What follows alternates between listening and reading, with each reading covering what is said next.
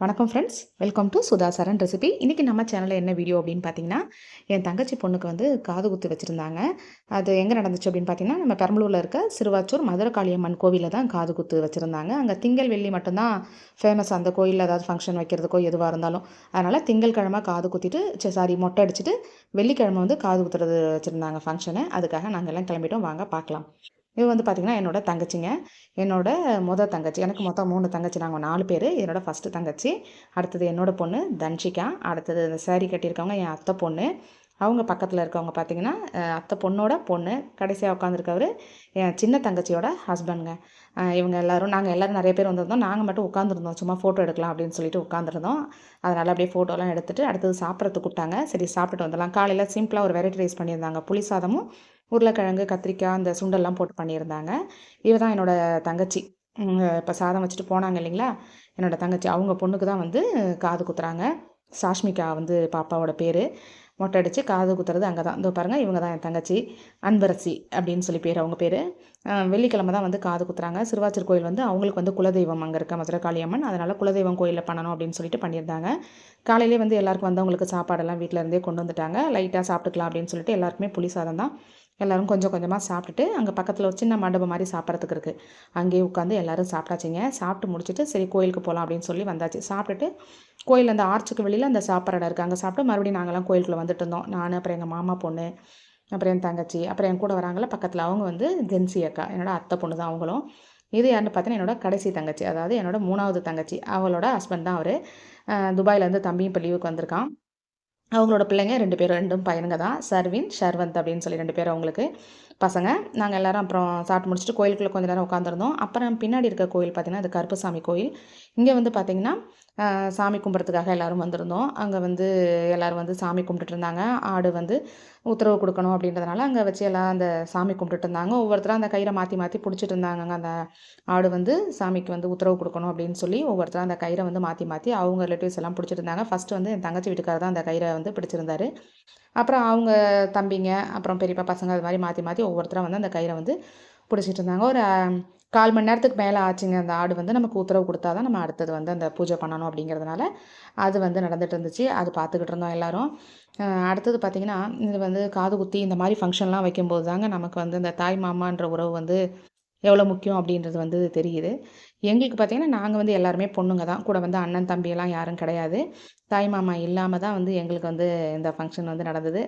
அப்போ வந்து நம்ம பிள்ளைங்களுக்காக தாய் மாமா அப்படின்னு சொல்லி கேட்கும்போது தான் நமக்கு கஷ்டமாக இருக்குது. தாய் மாமா என்ற உறவு இல்லையே அப்படின்னு சொல்லி. அது ஒரு விதத்தில் இருக்கிறதும் நல்லது, இல்லாததும் நல்லது அப்படிங்கிற மாதிரி தான் எங்களை பொறுத்த வரைக்கும். எல்லாருக்கும் அப்படி கிடையாதுங்க. தாய் மாமானா நிறைய பேர் சொல்கிறாங்க, தாய் மாமா உறவுனா அப்படி இப்படி அப்படின்னு சொல்லி சொல்கிறாங்க. அது எங்களை பொறுத்த வரைக்கும் நாங்கள் நிறைய வந்து அதில் அனுபவிச்சிருக்கோம். அது வந்து பர்சனலாக வந்து நிறைய இருக்குது. எங்கள் அம்மாவுக்கு வந்து பார்த்திங்கன்னா கூட பிறந்தது ஒரே ஒரு அண்ணன், ஒரு அக்கா தான். தாய் மாமான்றதுல எங்கள் அம்மா வந்து நல்ல பாசம் வச்சுருப்பாங்க, அண்ணன், அக்கா அப்படின்னா. ஆனால் எங்கள் அம்மா வச்சுருக்க அளவுக்கு பாசத்தில் ஒரு 10% கூட வந்து அவங்களுக்கு வந்து கிடையாது. அதான் ஒரு ஸ்டேஜ் வரைக்கும் வந்து எல்லாருமே அப்படியே சொந்தக்காரங்கன்னா அப்படியே எல்லாம் நெருங்கி பழகி ரொம்ப இதுவாக இருக்கிறாங்க. அப்புறம் ஒரு ஸ்டேஜுக்கு மேலே பார்த்திங்கன்னா, யாரோ என்னமோன்னு அவங்களுக்கெல்லாம் ஒரு என்ன சொல்கிறது, அவங்களோட இதெல்லாம் வந்து கொஞ்சம் இம்ப்ரூவ் ஆனதுக்கப்புறம் பார்த்திங்கன்னா என்ன பண்ணிடுறாங்க, யாரும் வந்து தேவையில்லை, ஸ்டேட்டஸு மாற மாற அவங்களும் வந்து மாறிக்கிறாங்க. அவ்வளோதான். எங்கள் அம்மா வந்து ரொம்ப அண்ணனா அவ்வளோ பாசமாக இருந்தாங்க. அண்ணனுக்கு வந்து ஆனால் தங்கச்சி மேலே பாசம் கிடையாது. ஒரே ஒரு அண்ணன் தான். ஆனால் வந்து தங்கச்சின்னு ஒருத்தவங்க இருக்காங்களா இல்லையா அப்படின்னு கூட தெரியாது. இப்போ அடுத்தது பார்த்திங்கன்னா, இங்கே கூட்டத்தில் வந்து வந்திருந்த சொந்தக்கார ஒருத்தருக்கு சாமி வந்துருச்சு. சாமி வந்து அவர் ஏதோ சொல்லிக்கிட்டு இருந்தார். மற்றவங்க எல்லாம் நாங்கள் சாமி கும்பிட்டுட்டு இருந்தோம். ஒவ்வொருத்தராக விழுந்து கும்பிட்டு ஆடு உத்தரவு கொடுக்குற வரைக்கும் எல்லாம் வெயிட் பண்ணிக்கிட்டு இருந்தாங்கங்க. அப்புறம் பார்த்திங்கன்னா, தாய் மாமான்ற உறவு வந்து எங்களுக்கு சின்ன பிள்ளைல வரைக்கும் இருந்துச்சு தான்.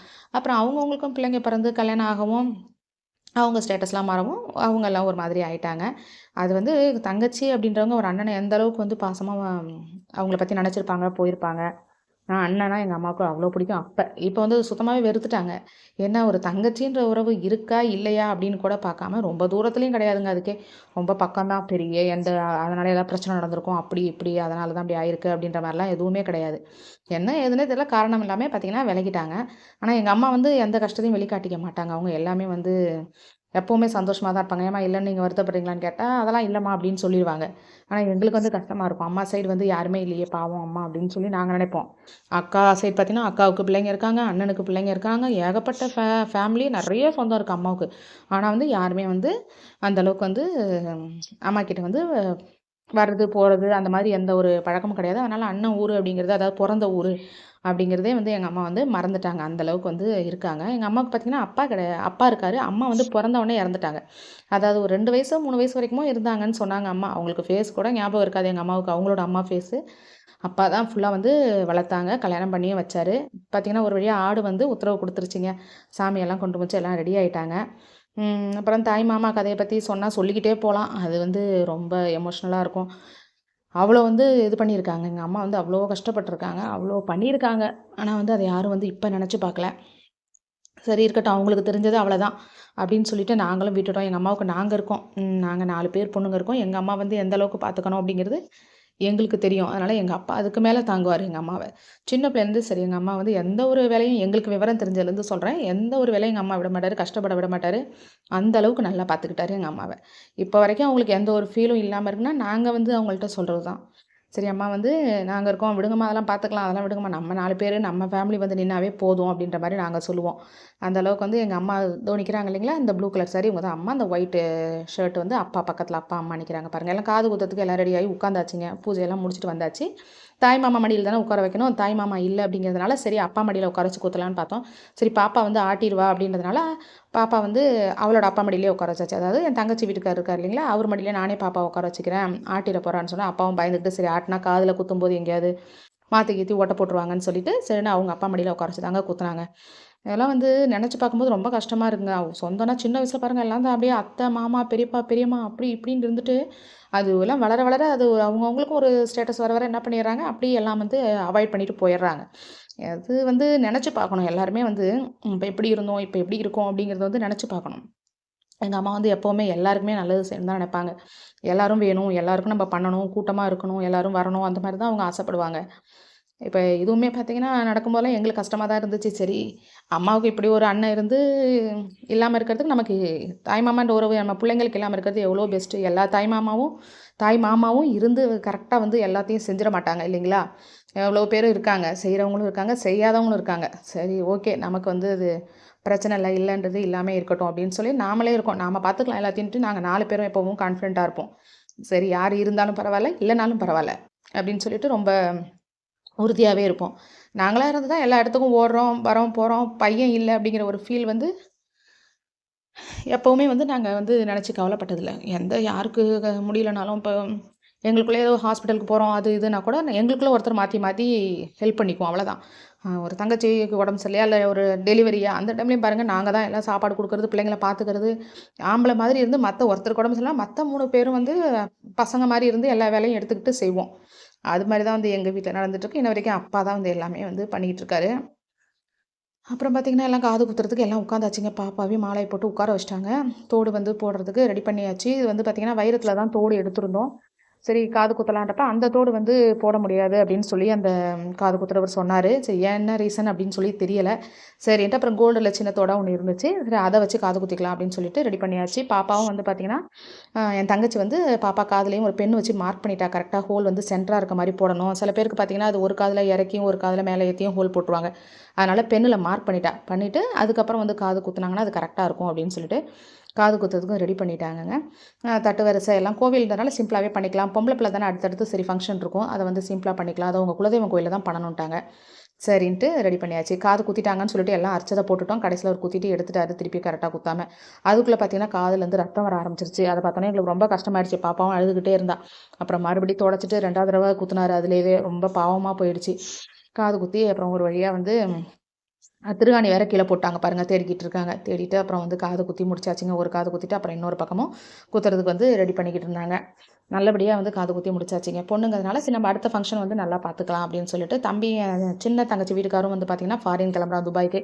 அதனால தம்பி இருக்கும்போதே நம்ம பண்ணிக்கணும் அப்படின்னு சொல்லிட்டு தான் வந்து தை மாசத்திலே நல்லா நல்லா பார்த்து பண்ணிக்கலாம் அப்படின்னு சொல்லிட்டு நாங்க இந்த நாள்ல வந்து பண்ணோம். ஜனவரி 30ஆம் தேதி தான் அங்க காது குத்துற ஃபங்க்ஷன் நடந்தது. அன்றைக்கி வந்து வெள்ளிக்கிழமை. அதே வாரத்தில் இருக்க திங்கட்கிழமை 26ஆம் தேதி மொட்டை அடித்தது. 30ஆம் தேதி வந்து காது குத்தியாச்சு சிறுவாச்சூர் கோவில்லே. அங்கே வந்து பொங்கல்லாம் வச்சு மாவிளக்கு மாவெல்லாம் இடித்து எல்லாம் பண்ணி முடிச்சாச்சுங்க. பாப்பாவுக்கும் ஒரு வழியாக காது குத்தியாச்சு. ரொம்ப அழுதுகிட்டே இருந்தா. அழுதுட்டு இருந்தோடனே என்னைய பார்த்து பார்த்து நான் தான் நின்றுக்கிட்டு இருந்தேன் ஆப்போசிட்டில். பெரியம்மா பெரியம்மா பெரியம்மான்னு கையை தூக்கி தூக்கி காமிச்சு என்னை கூப்பிட்டுட்டே இருந்தா. அப்புறம் வந்து அம்மா வந்து ஒரு ரிங் போட்டாங்க பாப்பாவுக்கு. எல்லாம் போட்டு முடிச்சா அழுதுகிட்டே இருக்கான்னு அவங்க அப்பா வேற கண்ணை தொடச்சிக்கிட்டே இருந்தார். என்கிட்ட வரணும் வரணும் ரொம்ப அழுக பெரியம்மா பெரியம்மான்னு கூப்பிட்டுட்டே இருந்தா. அப்புறம் நான் தூக்கி வச்சு கொஞ்சம் நேரம் அப்படி சமாதானப்படுத்தி, ஒன்றும் இல்லைம்மா தோடு பாரு அழகாக இருக்கும் உனக்கு. அப்புறம் பெரியம்மா மாதிரி இன்னும் பெருசாக தோடு போடணும்ல, தோடு போடணும் ஆசைப்பட்டால, நல்லா இருக்கு பாருமா அழகாக இருக்குது, இனிமேல் சூப்பராக ஸ்கூலுக்கு தோடு போட்டு போகலாம் அப்படின்னு சொல்லி சமாதானப்படுத்திட்டு, ஃபோட்டோவுக்கு போஸ் கொடுமா அப்படி பண்ணு இப்படி பண்ணுன்னு சொல்லிக்கிட்டு இருந்தேன். அப்புறம் கொஞ்சம் கொஞ்சம் அப்படியே சிரித்து கொஞ்சம் கண்ட்ரோல் பண்ணிவிட்டு அழுகையெல்லாம். அதுக்குள்ளே என் பாப்பாவை பாருங்கள், என் பொண்ணு கத்துறா.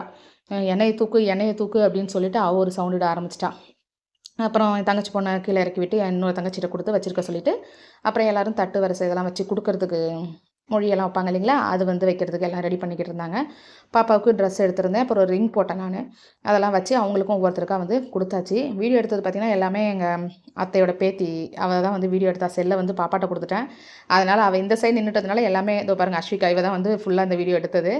அதனால் அவள் பின்னாடி அந்த பக்கம் நின்று எல்லாத்தையும் எடுத்துட்டா. முடிஞ்ச அளவுக்கு எல்லாமே சூப்பராக நான் வீடியோ கவர் பண்ணியிருந்தேன். நான் பரவாயில்ல அஸ்விகா குட்டிக்கு ஒரு தேங்க்ஸ் சொல்லிக்கிறேன்.